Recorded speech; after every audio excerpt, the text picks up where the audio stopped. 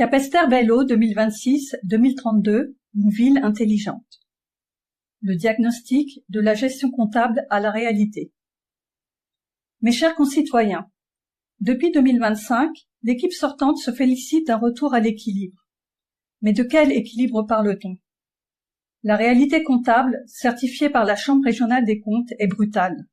L'excédent réel disponible pour investir dans notre ville n'est que de 4 526 € pour l'année 2025.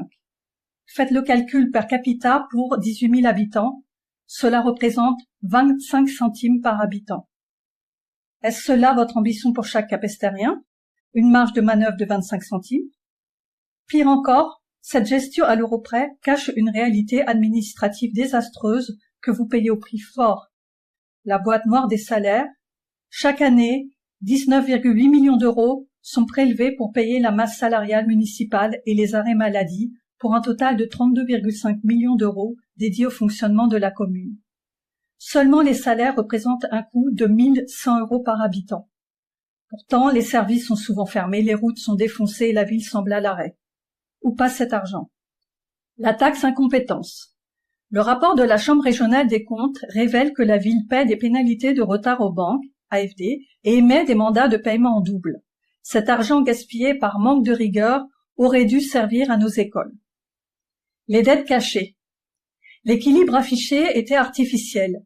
Les juges ont dû forcer le paiement de 376 549 € de charges dissimulées. La mairie avait prélevé les cotisations sur les salaires, mais avait gardé l'argent au lieu de le reverser pour les retraites. Nous refusons cette gestion du déclin. Capesterre mérite mieux qu'une comptabilité de survie. Elle mérite une gestion intelligente. Les 7 piliers pour une ville intelligente. Pilier numéro 1, choc économique et transparence radicale. Remettre de l'ordre dans la maison commune. Nous allons instaurer une culture de la responsabilité. Dès notre arrivée, nous lancerons un audit de vérité des ressources humaines. Il s'agit de répondre à une question, qui fait quoi? Nous identifierons les postes redondants et mettrons fin aux emplois fictifs et aux emplois de complaisance.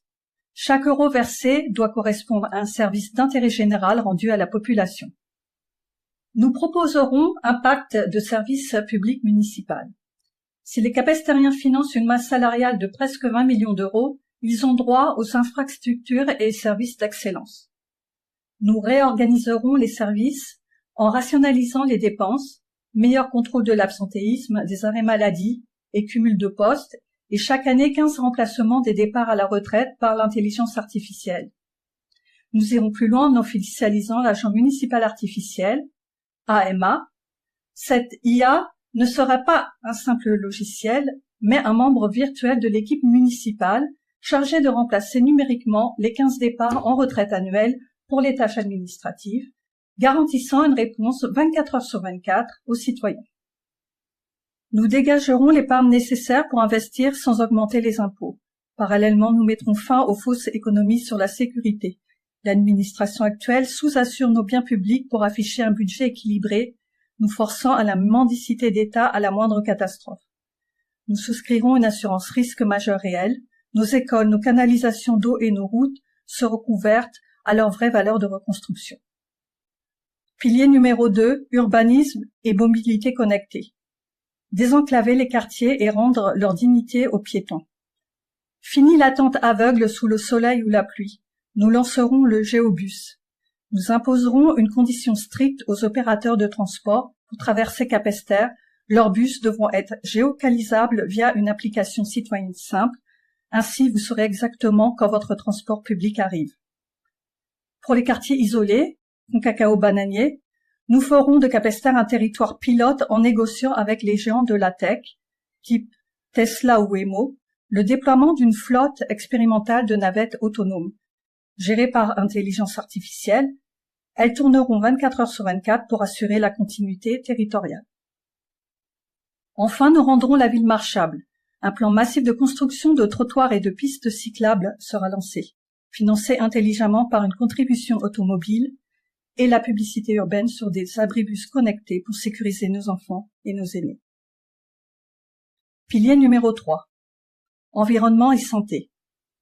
protéger notre terre et soigner nos habitants. Concernant les sargasses, le ramassage sur les plages est un échec sanitaire et financier. Nous changeons de doctrine pour la guerre navale aux sargasses. Nous investirons avec le secteur privé concerné dans des navires collecteurs, technologie Efinor, pour intercepter les algues en mer avant qu'elles ne pourrissent et empoisonnent notre air et notre mer. Nous lancerons le cadastre fruitier. Chaque arbre fruitier de Capesterre, arbre à pin, manguier, etc., sera recensé comme une richesse stratégique de la ville. Nous créerons une prime en crypto-monnaie et une carte locale pour les propriétaires qui entretiennent ces arbres et qui partagent leur surplus avec la banque alimentaire. Enfin, nous exploiterons notre or jaune, le soufre. Nous faciliterons la création d'un centre thermal volcanique. Cet hôtel spa médico-écologe attirera une clientèle dont les revenus permettront de financer des soins thermaux, eczéma, rhumatisme pour les résidents âgés et les touristes. Pilier numéro 4, économie l'industrie de l'or vert. Créer de la richesse à partir de nos ressources locales. Nous lancerons une licitation internationale or vert. Nous mettrons à disposition le foncier et la matière première, troncs et feuilles de bananier, pour attirer des industriels privés capables de construire une usine de transformation. L'objectif, produire de la vaisselle biodégradable, du cuir végétal et des isolants thermiques. C'est de l'emploi local créé sans argent public. Nous activerons aussi l'opération Maison vacante. Nous créerons une banque de données exhaustive des maisons abandonnées en indivision, afin de faciliter les travaux nécessaires avec une incitation fiscale forte pour leur rénovation avec des toitures productives mixtes, panneaux solaires plus végétalisation. La ville louera ensuite ses biens jusqu'au remboursement complet de l'investissement et des taxes foncières, avant de les rendre à leurs héritiers et de faciliter leur achat. Une maison rénovée, c'est un quartier embelli. Pilier numéro 5, vie sociale et technologie. Innovation pour recréer du lien. Nous transformerons la bibliothèque municipale en une médiathèque du fer. Ce ne sera plus un lieu de silence, mais un atelier vivant où l'on pourra emprunter des perceuses, des machines à coudre, des instruments ou utiliser des imprimantes 3D pour apprendre à réparer plutôt que jeter. Sur le plan sportif, nous concrétiserons le projet d'un aquapole productif. Nous couplerons une piscine municipale à une écloserie municipale de Wassou et tilapia. Les poissons seront vendus au marché et les bénéfices de cette vente paieront l'électricité et l'entretien du bassin. Alimenté par la récupération de l'eau de rivière et des turbines hydrauliques, ce site produira sa propre électricité. Grâce à un système innovant, la chaleur produite par l'un servira à chauffer l'autre. Nous rétablirons la dignité jusque dans le deuil. Le cimetière sera réorganisé avec des espaces respectueux des rites de chaque confession. Au nom de la continuité territoriale, nous installerons un système de télétransmission sécurisé des funérailles. Les familles exilées dans l'Hexagone pourront assister en direct, via une caméra municipale dédiée, à l'enterrement de leurs proches, brisant ainsi la douleur de l'éloignement. Pilier numéro 6, gouvernance de rupture. La fin des privilèges, le retour de l'éthique. Nous instaurerons le coffre-fort numérique ouvert. Pour chaque appel d'offres, les critères de notation seront publics et les offres anonymisées seront accessibles après attribution. Ce mécanisme de transparence totale permettra une libre concurrence saine. Les entreprises locales verront pourquoi elles ont gagné ou perdu, les poussant à s'améliorer plutôt qu'à compter sur le favoritisme. Nous créerons aussi une liste noire de vigilance. Toute entreprise ayant abandonné un chantier, failli un projet ou surfacturé la ville sera interdite d'appel d'offres. Toute personne se livrant à des actes de vandalisme ou de sabotage contre la ville et les biens communaux, graffiti, blocage des serrures d'écoles, etc., se verra définitivement privée de toute subvention publique ou aide municipale. Nous appliquerons le principe de résidence capestérienne pour que l'argent des salaires versés par la mairie ne soit pas dépensé dans les communes voisines. Nous donnerons la préférence aux résidents de Capesterre et nous supprimerons toute subvention aux associations et personnes qui ne sont pas domiciliées sur notre territoire. La richesse de Capesterre doit rester à Capesterre. Pilier numéro 7. Avant-garde écologique et monétaire. Oser ce que les autres n'imaginent même pas. Nous créerons une zone franche d'innovation dans le cadre permettant désormais des zones d'expérimentation bac à sable pour tester des technologies sans leur marquage CE définitif. Nous saisirons cette opportunité unique pour résoudre le problème de l'eau. Nous dirons aux inventeurs du monde entier, venez tester votre technologie en zone tropicale et vos prototypes, drones de livraison, biotech, énergie, sans les lourdeurs administratives européennes. En échange, Capester bénéficiera du mécénat de ces technologies en avant-première mondiale. Nous ferons rayonner notre ville grâce à un jumelage stratégique avec la ville de Rambouillet pour installer un éclairage public par bioluminescence. L'allée du manoir sera toujours éclairée par une lumière douce de bactéries marines, sans consommation d'électricité et sans perturber la faune nocturne. Enfin, pour verrouiller notre économie, nous appliquerons une monnaie locale numérique. Une partie des aides sera versée dans cette crypto-monnaie sécurisée. C'est la garantie absolue contre l'évasion financière. Partie 2. Le budget de combat 2026-2032. Comment financer cette ambition en changeant de modèle économique? Notre stratégie financière est simple. Nous arrêtons de gérer la ville comme une administration pour la gérer comme un fonds d'investissement. La stratégie en escalier. 2026-2027. Le nettoyage. Nous stopperons l'hémorragie.